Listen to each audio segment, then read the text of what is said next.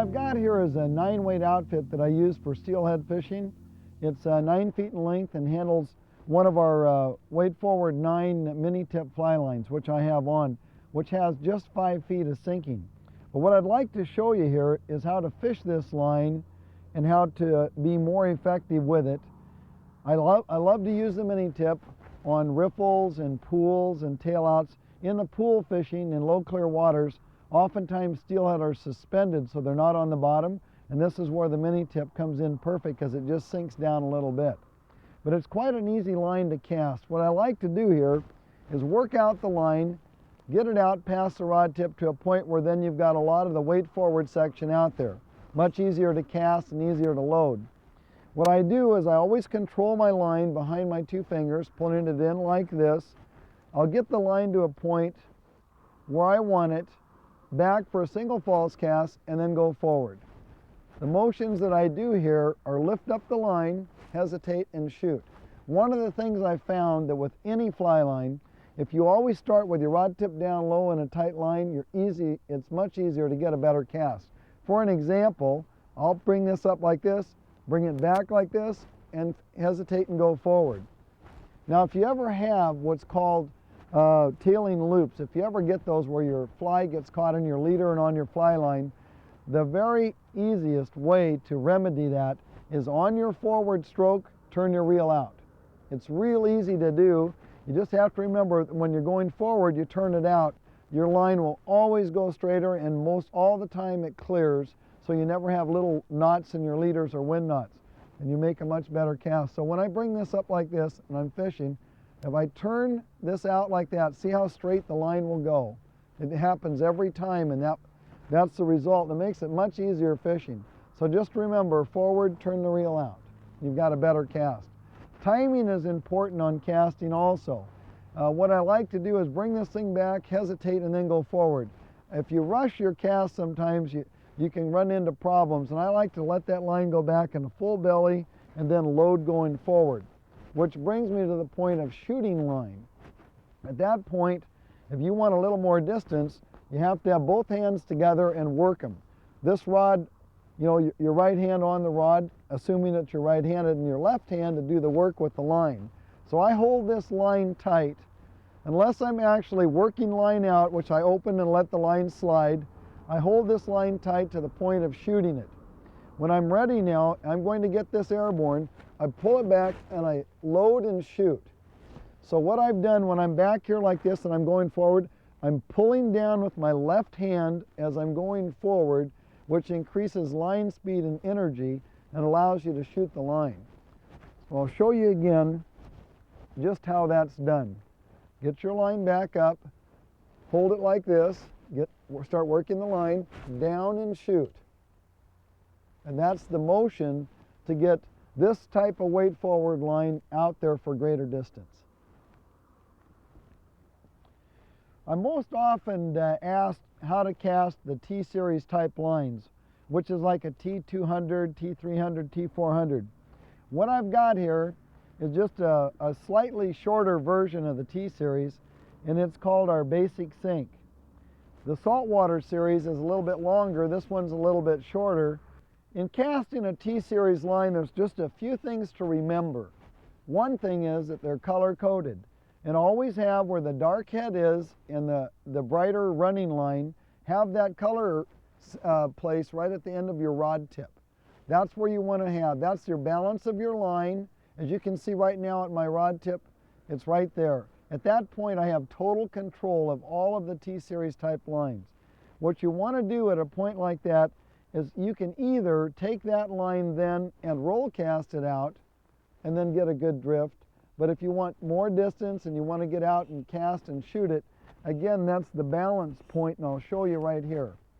What I do is I keep my rod low, pull the color change right up to the rod tip, lift up like this, roll it to the surface, a single false cast back, and let it fly. Now that line will go just about as far as you want with ease. This is not a power cast. This is not a tight loop. It's a big open loop coming back, hesitating, and then smooth forward where you want the line to go. You don't have to jerk it. You don't have to put a lot of extra power into it. So what I'm doing right here is picking that line up, seeing the color change coming, lifting up with the rod, roll it to the surface, back and forward. And that's all you need to do to get as far as you want. If you keep going on the bigger lines and you do a lot of false casts, you're burning a lot of extra energy, and sometimes you're going to get out of control and you won't need, it's not necessary to do. Again, this line is simple. Holding the line tight in your left hand, lift up the rod, get it to the top, holding it tight, back, hesitate, and going forward. Now, if you want greater distance with any of the T-Series type lines, this is something to remember. On your forward stroke, when you release it, aim it a little bit higher, and then release it up at a higher point, because there's so much weight on the tips, it will carry that floating line as far out as you want. So for an example, if I wanted to cast another 5 or 10 feet, just to give you an idea, bring the line, get it to the top, back like this, and shoot. You can get your whole fly line out. And it's very, very easy to do. These lines are perfectly balanced, very smooth, and the easiest of any of the sinking lines to cast. Now, I'd like to take a moment here to explain to you about a roll cast and why it's so important. And just for an example, in this area that I'm at, I've got trees behind me and a bank, and I'm not able to put that line behind and back cast and go forward. So the roll cast with our T-Series type lines allow you to cover a lot of water. The key to it is seeing, like right here is a color change in the line from the orange to the dark. That needs to be at your rod tip or in or out of your rod tip a foot or two. At that point, you're in total control and balance of the line. And so what I do is I get the line out, I'll work it out past the rod tip, let it slide out, get it to that point. Usually then all you need is to lift up your rod, get the line to the surface and flip. And the line's back out there. There's enough weight in the tip to shoot the line. So as I drift through and the line comes, this is what I'm going to do. This is an easy step, but I'm holding it tight in my left hand. I lift up, flip forward, come over, roll, and shoot. And I can cover this whole entire width of the river just by a single motion like that. Finishing. Got him! It's a beauty too. Another nice bright fish. I got to quickly pick up my slack here, so I'm fighting the fish off the reel. It's one of the things that's important. Whoa, man, this is nice. Oh, look at that. Nice jump. I'm going to keep a lot of pressure on this fish. Oh, nice, nice, bright, fresh fish. Woohoo! I'm going to back up a bit. What a beautiful shiny fish that is. Constantly keeping tension on that fish, and it's when you give them a little bit of slack, and you know we're fishing barbless here, so. Oh, that's strong. I've got my drag set, I've got it preset, so I don't really fool with my drag when I'm fighting a fish. That's about as fresh as they get right there. I'm looking around here, there's some deep holes. I'm trying to get into a spot where I can maybe just scoot it up toward the shore. Because this is the most critical time in fighting these fish, is right just before you land them. A lot of times people will want to put a little bit more pressure than they've been doing, and they either break off or pull the hook out. So I'm going to try to do my best to be careful so we can actually land this nice fish.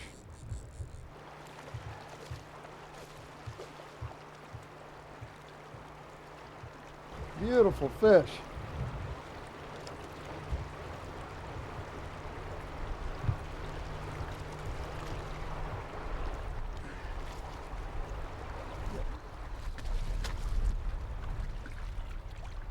There, I got it by the tail. And let's see, I'm gonna strip off a little bit of line, so take the tension off. But that's a fine specimen there. There it is. That's a fine steelhead right there. It's just about as bright and as beautiful as you're going to get. Let me get the hook out. This is the reason you go steelhead fishing. What a nice fish. I'm going to lose her. Ding, ding, ding, there she goes. What a beauty. That was a good fish. That was as solid as steelhead as you'll ever get. I mean, for the body firmness and everything, and just as fresh, just right from the ocean. I'm happy.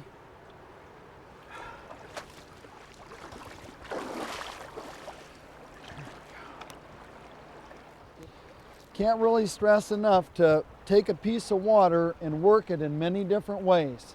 Upstream, quartering down, straight across, in close, out further, feeding out line, short line, everything. All these techniques, uncovering a piece of water, are going to get you more fish more consistently.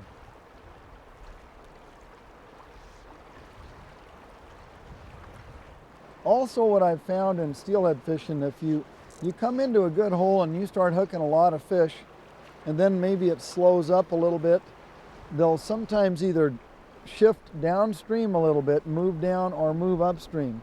So your good spot, there he is. Oh man, oh boy, look at that.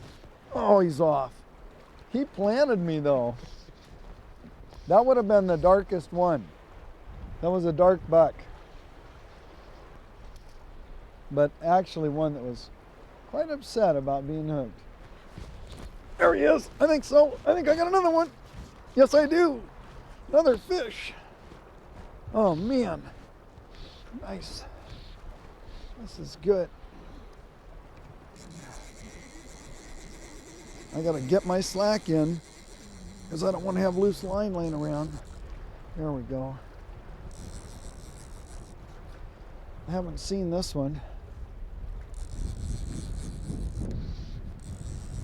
I love steelhead fishing. I'll tell you what, if you put in a lot of time and a lot of effort, and if you really want to get into steelhead fishing and you study it, you can have this kind of fishing. It's available for anybody that wants to learn it.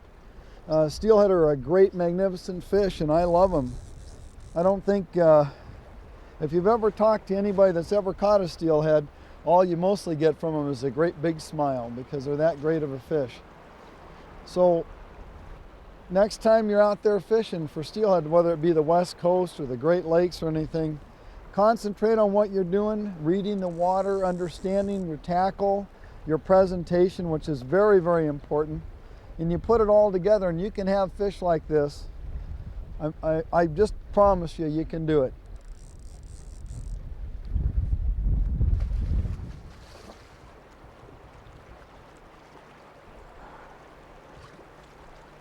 Wow.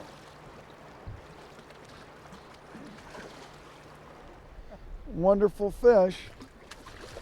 There she goes. Oops. That was great. Nice fish.